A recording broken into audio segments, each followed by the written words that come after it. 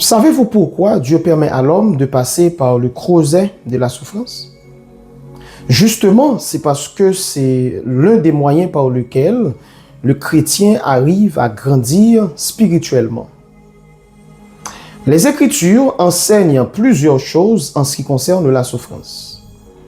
Dans cette vidéo, je vais considérer rapidement deux éléments fondamentaux concernant la souffrance à travers les Écritures. La première chose, les Écritures enseignent que la souffrance est inévitable. Dans Job, il est dit « l'homme naît pour souffrir ». Et plus tard, pendant son ministère terrestre, Jésus-Christ a dit « vous aurez des tribulations dans le monde, mais prenez courage car j'ai vaincu le monde ». Ici, Jésus n'a pas dit que vous serez épargnés des moments de souffrance si vous priez beaucoup, si vous êtes fidèles. Au contraire, il a dit que vous aurez des tribulations. Donc, il nous demande de nous armer de courage. Il nous demande de rester ferme et de ne pas se laisser décourager à travers les moments difficiles. Puisque la souffrance est inévitable pour le chrétien ou de manière générale pour l'être humain, certains tentent de remettre en question deux attributs divins. Le premier, c'est l'amour de Dieu pour dire si Dieu est amour, pourquoi il permet à ce que l'homme, ou particulièrement le chrétien qui le sert, de passer par de rudes épreuves. Et le deuxième attribut qu'ils essayent de remettre en question, c'est la toute-puissance de Dieu. Pour dire que si Dieu était tout-puissant, il aurait pu épargner l'être humain, il aurait pu enlever, éliminer la souffrance de la terre. Alors, ce que Dieu permet la souffrance, c'est pour permettre aux chrétiens de grandir, c'est pour permettre à l'être humain de se développer spirituellement et de renforcer sa relation avec le Seigneur. Donc, la souffrance, la première chose, elle est inévitable. La deuxième chose que la Bible enseigne, la souffrance peut prendre plusieurs formes. Les moments difficiles peuvent prendre plusieurs formes. Donc, la première, c'est la tentation. Lorsque la Bible parle de la tentation, c'est Dieu qui permet à ce que Satan orchestre la souffrance. Donc la Bible dit que aucune tentation ne vous est survenue qui n'ait été humaine. Et Dieu qui est fidèle ne permettra pas que vous soyez tentés au-delà de vos forces. Et généralement, la Bible dit Dieu ne tente personne, tout comme il n'est tenté, il ne peut pas être tenté. Donc, ceci dit, la tentation, Dieu le permet, mais c'est le diable qui tente, qui essaye de nous amener sur le mauvais chemin. Ça, c'est une première forme de la souffrance. Une deuxième forme de la souffrance, c'est la persécution. Apôtre Paul va dire, eh bien, tous ceux qui veulent vivre pieusement en Jésus-Christ seront persécutés. Donc, la souffrance peut prendre également la forme de persécution. Et là, Dieu permet à ce que c'est les êtres humains qui nous permettent de souffrir. Donc, normalement, quand la souffrance vient des êtres humains, elle s'appelle persécution. Et généralement, ça arrive à cause de notre conviction religieuse, ça arrive à cause de notre foi en Dieu, qui nous permet de résister dans certaines situations. Cependant, la souffrance peut prendre une troisième forme, et ça, c'est Dieu qui orchestre personnellement cette forme de souffrance, c'est l'épreuve.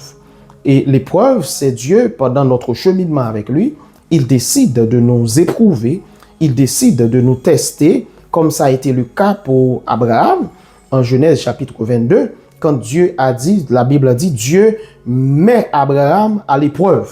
Lorsque Dieu a dit à Abraham, donne-moi ton fils, ton unique, celui que tu aimes, Isaac, offre-le en sacrifice.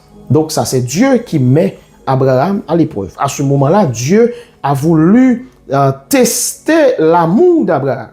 Est-ce que Abraham aime Dieu plus que son fils, ou est-ce que Abraham aime son fils plus que Dieu? À un certain moment, pour nous éprouver, Dieu peut nous demander de faire un choix entre lui et ce qui peut sembler prioritaire pour nous autres. Parce que certaines fois, certaines situations, certaines personnes, certains événements ou même les réseaux sociaux peuvent reléguer Dieu au second ou bien à la seconde position. Et à ce moment-là, Dieu peut nous demander de cesser. Dieu peut nous demander de nous séparer. Et chers amis, si à aucun moment de votre vie, Dieu ne vous a jamais demandé de vous séparer d'une personne, d'une chose, d'une réalité, c'est que vous n'êtes pas encore atteint le niveau désiré par Dieu. Parce que quand quelqu'un sert Dieu, Dieu ne veut jamais être une roue de secours. Vous savez ce que c'est une roue de secours? Dieu ne veut pas se laisser manipuler par les gens. Mais Dieu veut être la priorité. Dieu veut être le réflexe de celui qui le sert. Non seulement Dieu, comme ça a été le cas pour Abraham, Dieu peut éprouver notre amour, mais également Dieu peut éprouver notre foi. Comme apôtre Jacques a dit, l'épreuve de votre foi produit la patience. L'épreuve de la foi produit la patience. Dieu peut éprouver votre foi. Et parfois, Dieu nous amène dans des situations pour éprouver notre foi. C'est lui qui orchestre la situation. C'est lui qui provoque l'événement.